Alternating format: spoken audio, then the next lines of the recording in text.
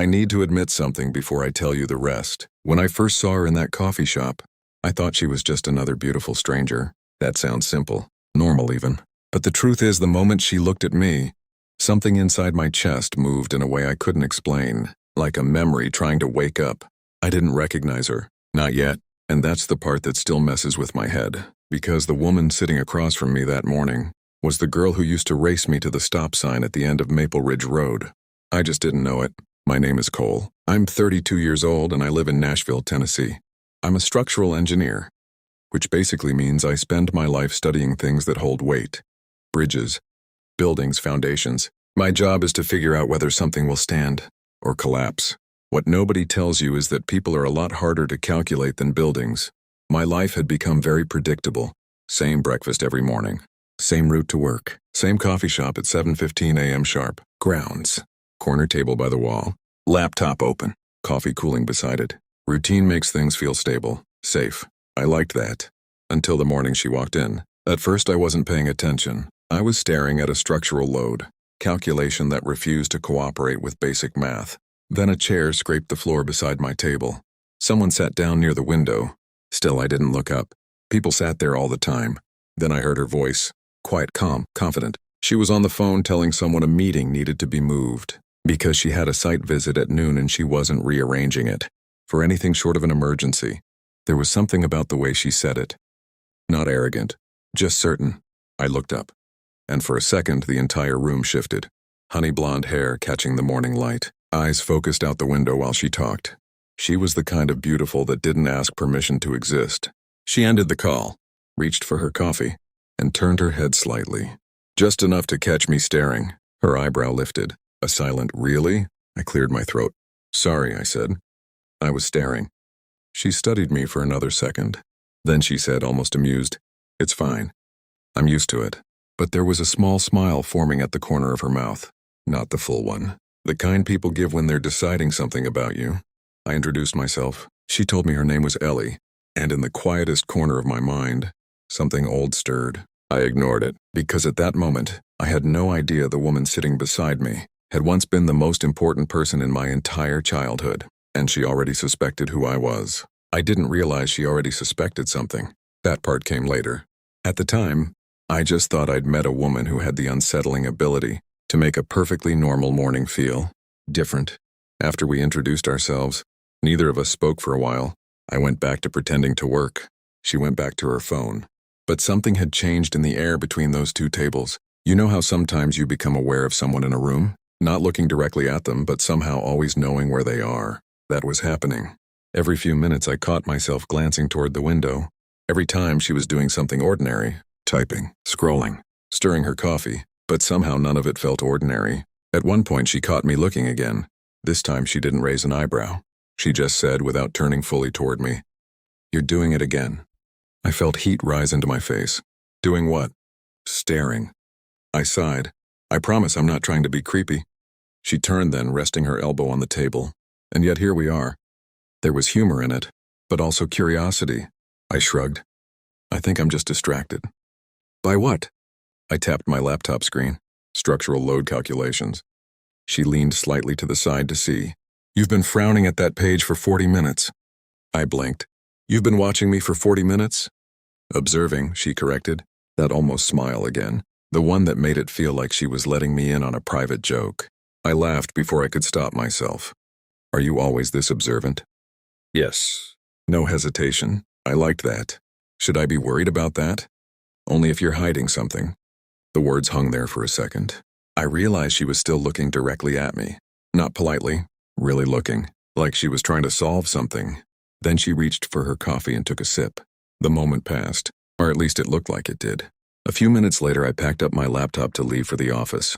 As I stood, she looked up again. "I hope the numbers work out." I paused. "What numbers?" She nodded toward the laptop. "You seemed personally offended by them." I laughed again. "Yeah, me too." That was the entire conversation. Nothing dramatic, nothing life-changing, just a stranger in a coffee shop noticing my frustration with math.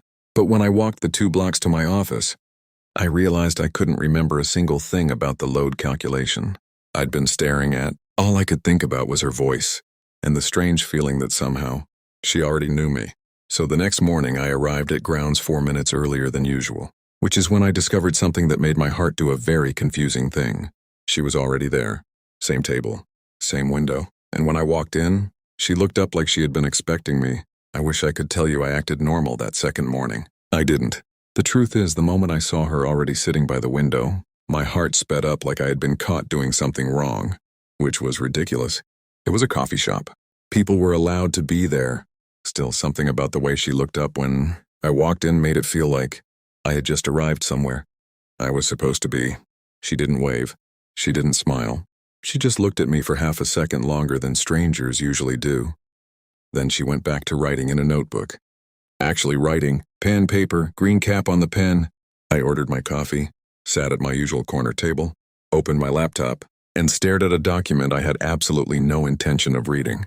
10 minutes passed, maybe 12. Then without looking up from the notebook, she said, "Good morning, Cole." My head snapped toward her. She was still writing. I blinked. "Good morning. How did you know I was here?" Now she looked up, calm, slightly amused. "Your laptop bag." "What about it?" "It has a dent in the bottom left corner." I looked down. Sure enough, there it was. A dent I had apparently been carrying around for 2 years without ever noticing. She tapped her pen lightly against the notebook. Hard to miss once you've seen it. I shook my head. That's either impressive or a little concerning. Both can be true. That made me laugh.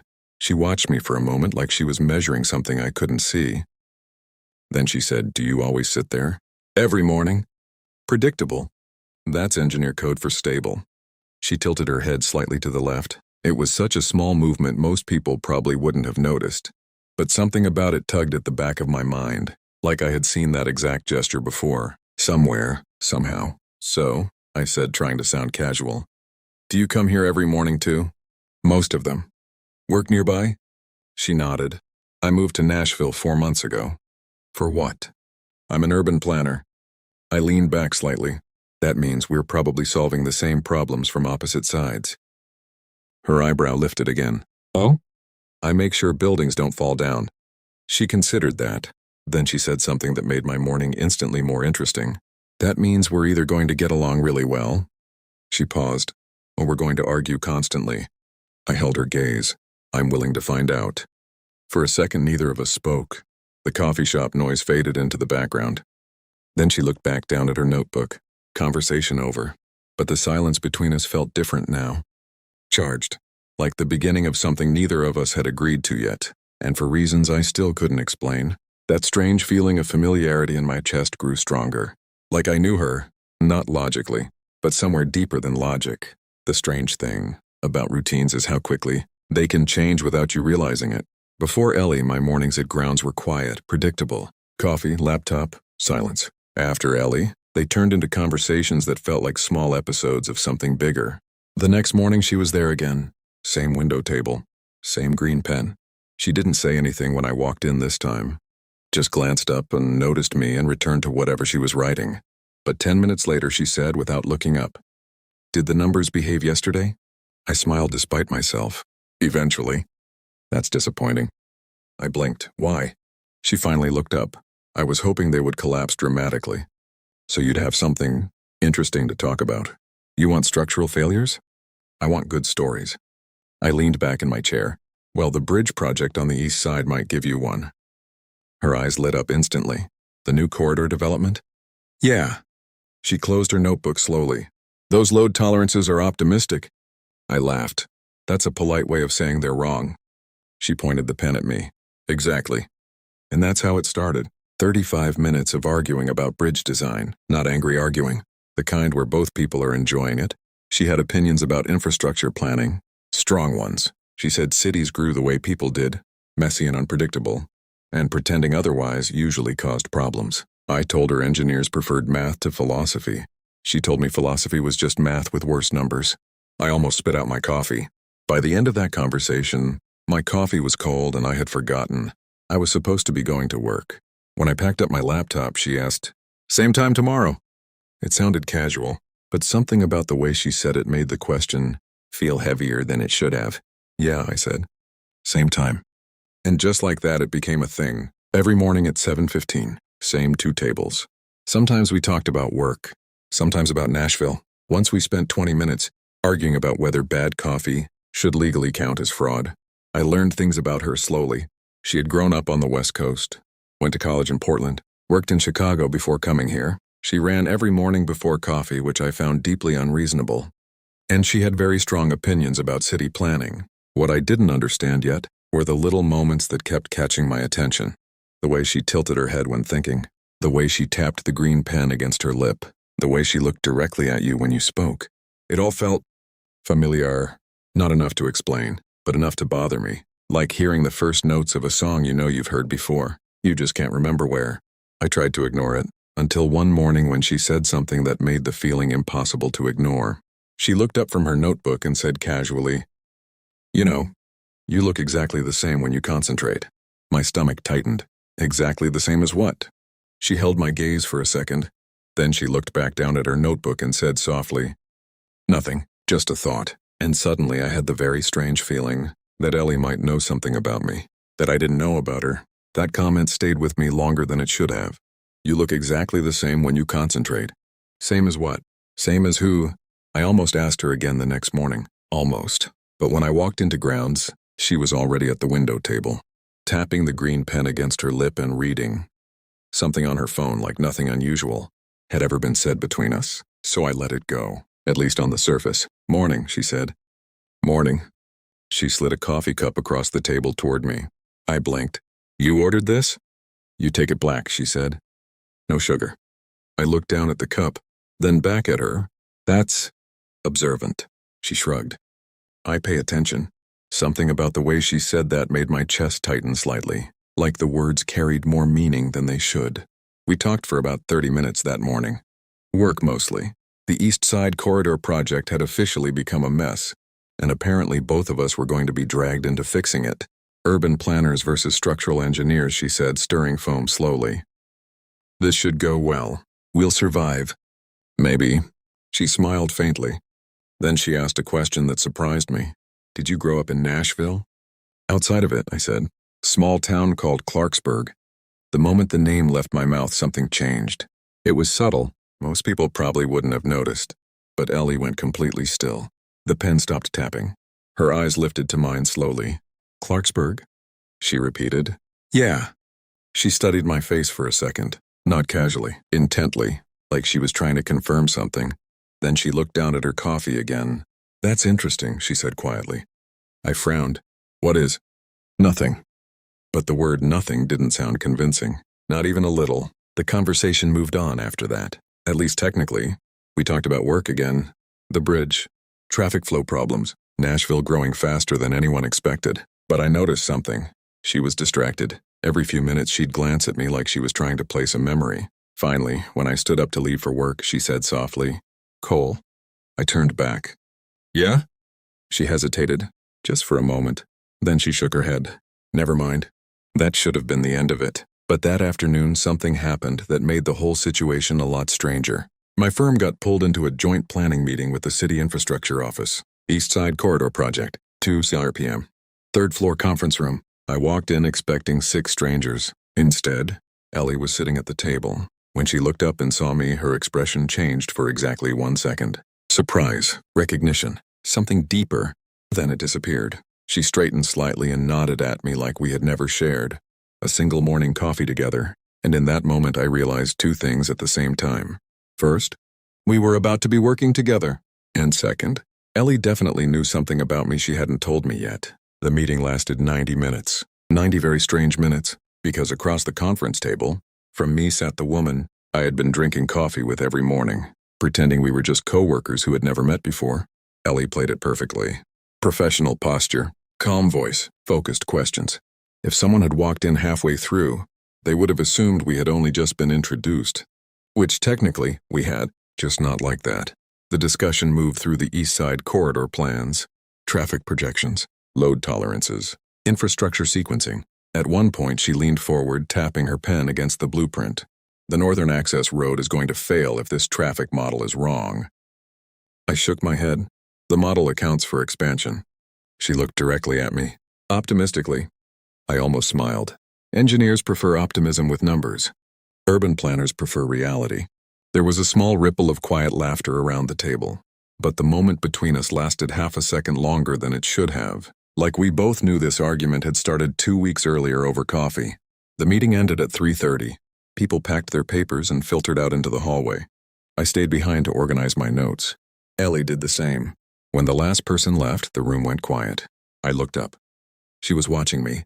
Not professionally this time. Personally. So, I said, closing my folder. That was weird. She smiled slightly. Very weird. Why didn't you say anything? She tilted her head again, that same thoughtful angle. That had been bothering my memory. Because we were in a meeting. That's not what I meant. She understood immediately. Silence stretched between us. Then she leaned back against the conference table. You grew up in Clarksburg? Yeah. And Maple Ridge Road? My stomach tightened. How did you? I guessed. Her voice was softer now. Careful. Cole, she said quietly. Did there used to be a yellow house 3 doors down from you? Everything in my chest stopped moving. The yellow house. The words echoed through my head like someone knocking on a locked door. Yes, I said slowly. There was. She didn't look surprised. If anything, she looked relieved. Then she picked up her bag and slung it over her shoulder. Good, she said softly. Because I've been trying to decide for 2 weeks if I was imagining things. I stared at her. What things? She walked toward the door. Then she stopped, turned back, and looked at me with an expression that suddenly felt 20 years older than the moment we were standing in. Tell me something, she said. When you were 8 years old, did you ever build a fort in the woods behind someone's backyard? My heart slammed against my ribs, because there was only one person in the world who knew about that fort, and she had moved away when we were kids. The room suddenly felt very quiet. Yeah, I said slowly.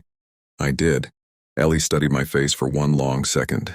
Then she said a name I hadn't heard in over 20 years. Hi, Cole.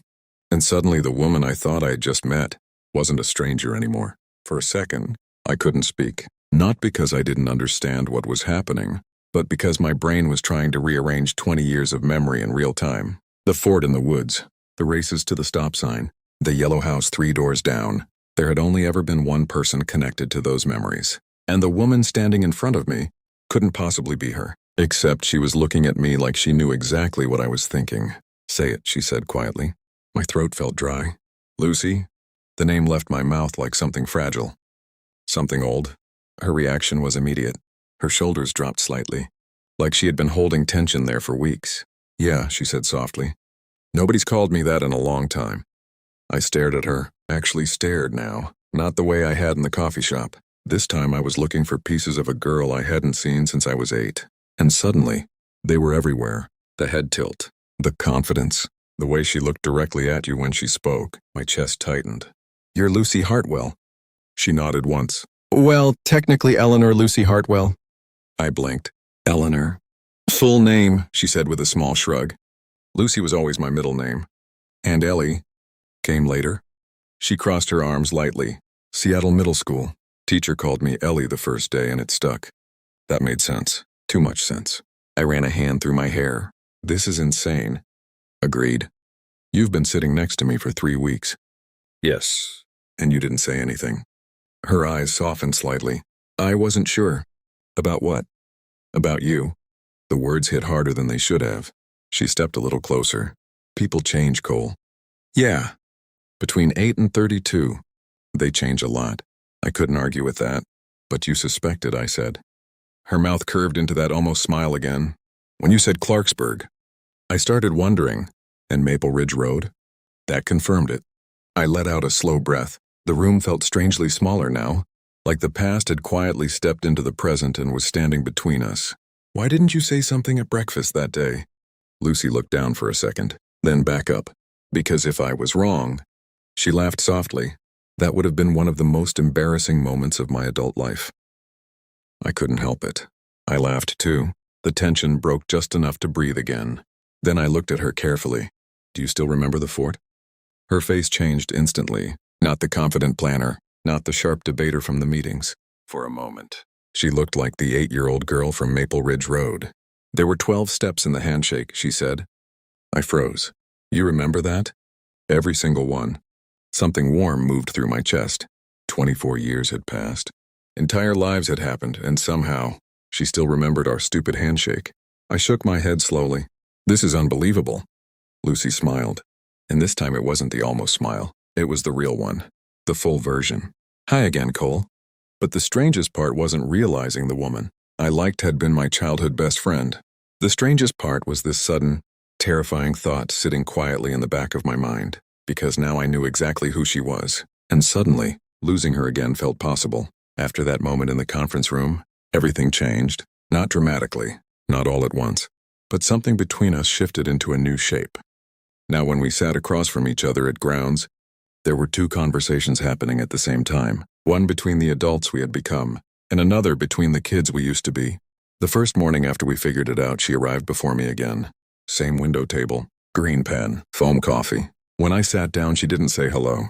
She just slid something across the table. It was a napkin. On it were 12 tiny numbered lines. I stared at it, then looked up. You're serious? Lucy raised an eyebrow. You said you remembered the handshake. That was 24 years ago. And? You expect muscle memory to survive 2 decades? She leaned back in her chair. I expect you to try. The coffee shop was already filling with people. Morning rush, business suits, students, nobody paying attention to the two 32-year-olds. About to do something very stupid. I sighed. All right. She stood up, came around the table, held out her hand. For a second, neither of us moved, because suddenly this didn't feel like a joke anymore. It felt like touching the past. Step 1, she said quietly. Palm to palm. Step 2, finger snap. Step 3, turn. Clap. By step 6, we were both laughing. By step 9, we were definitely getting it wrong. By step 12, we actually finished it perfectly. For a moment, we just stood there staring at each other, breathing a little harder than necessary. You practiced, I accused. She looked offended. I did not. You absolutely did. Okay, she admitted. Maybe once. I laughed. But then the laughter faded, because suddenly I was looking at her in a completely different way. Not just Ellie, not just Lucy. Both. Every memory of the girl from the yellow house was suddenly standing beside the woman in front of me, the brave kid who raced me to the stop sign, the woman who argued with city engineers in conference rooms.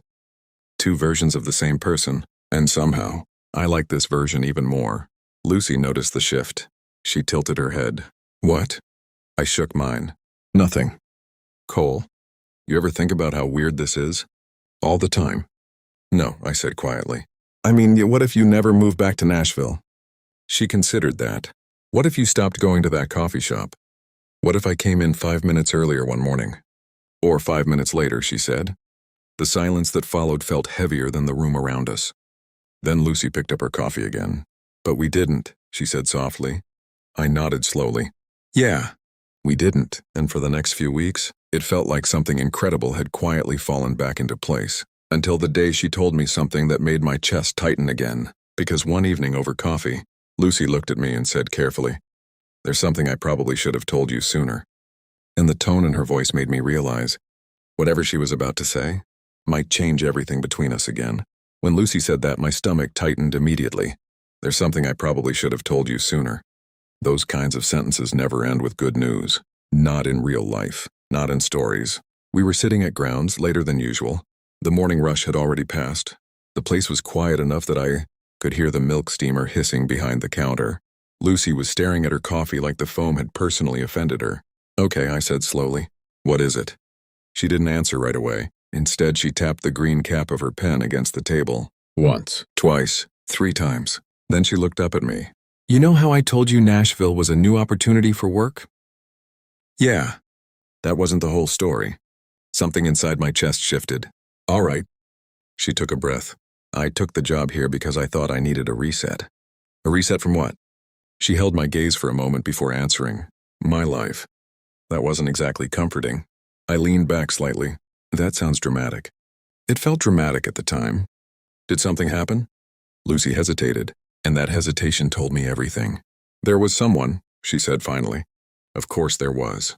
She was 32, smart, beautiful, interesting. Of course there had been someone. Still, the words landed harder than I expected. Someone serious? I asked. Her expression softened slightly. We were together for 4 years. 4 years. That wasn't casual. That's a long time. Yeah. What happened? She gave a small, quiet laugh that didn't contain much humor.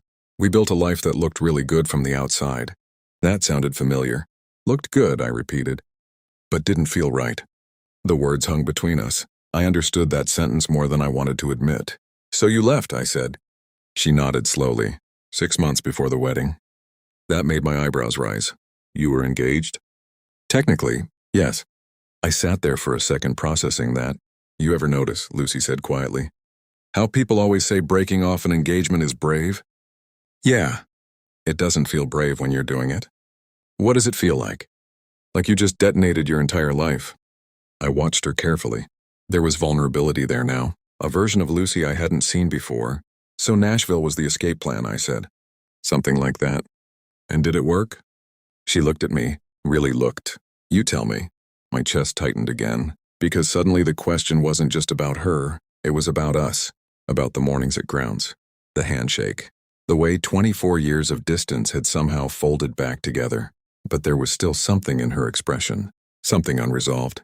Cole, she said softly. Yeah? There's one more part of that story. Of course there was. There always is, I said. Lucy took a slow breath, and then she said the one thing I absolutely wasn't expecting. The man I almost married? She paused. Was the reason I started thinking about you again. My heart skipped. What? She held my gaze. Because one night, he asked me a question. What question? Lucy's voice was barely above a whisper now. He asked me if I had ever been truly in love before. The room felt very quiet. And suddenly, she continued slowly, I couldn't stop thinking about a boy with a blue bike on Maple Ridge Road. And in that moment, I realized something that scared me a little, because maybe I hadn't been the only one carrying that memory all these years. When Lucy said that, I didn't know what to do with it. A boy with a blue bike, Maple Ridge Road, a memory from 24 years ago that had somehow followed her all the way to a broken engagement. I stared at her across the table. You thought about me then? She nodded slowly. Not in some dramatic way, she said quickly. Not at first. Then how? She traced the rim of her coffee cup with her finger. Just wondering. About what? What happened to you? The honesty in her voice made something tighten in my chest. Lucy looked up again. You ever notice something strange about childhood memories? Like what? They stay perfect. I frowned slightly. What do you mean? When you remember someone from when you were a kid, they never get older. They never disappoint you. They just stay exactly the way you left them. I thought about that. She wasn't wrong. And when he asked that question, she continued softly, I realized something. What? That the first person I ever trusted completely was you. For a moment, I didn't know how to respond, because we were 8 years old when she left. 8. And yet somehow the feeling she was describing made perfect sense. Lucy gave a small laugh. I know it sounds ridiculous. It doesn't. Her eyes lifted to mine again. You were my favorite person in the world back then, Cole. The words landed somewhere deep, and when we moved away, I never really got to say goodbye. I remembered that afternoon suddenly, her standing on my porch, red eyes, 3 weeks, Seattle, and 2 kids promising to write letters forever. We lasted about a year. Life happened after that. But the feeling of losing something important, that had stayed. Lucy leaned back slightly. So when I moved to Nashville, I started wondering about Clarksburg again. And about me. She smiled faintly. Yeah. Then she shook her head. But I never expected to actually find you. Neither did I. Silence settled between us again. Not uncomfortable, just full. Finally, she asked quietly, Can I ask you something? Anything. Why did you keep coming back to the coffee shop after we met? I laughed softly. You already know the answer to that. I want to hear you say it. So I told the truth, because every morning I felt like something important was about to happen. Her expression softened. Even before you knew who I was? Especially then. Lucy looked down for a moment, then back up, and this time there was no hesitation in her voice. You know what the strangest part of all this is? What? She reached across the table and took my hand. The whole time we were getting to know each other again. Her fingers tightened slightly around mine. I kept thinking it felt familiar. My heart thudded. Familiar how? Lucy smiled. Not the almost smile. Not the cautious one. The real one. The kind of familiar that makes you realize. She paused. Maybe some people were never meant to stay memories. And in that moment, sitting in the same coffee shop where I thought I had met a stranger, I realized something about structures. Sometimes the strongest foundations are the ones that have been there all along. You just didn't recognize them until the building finally came back home.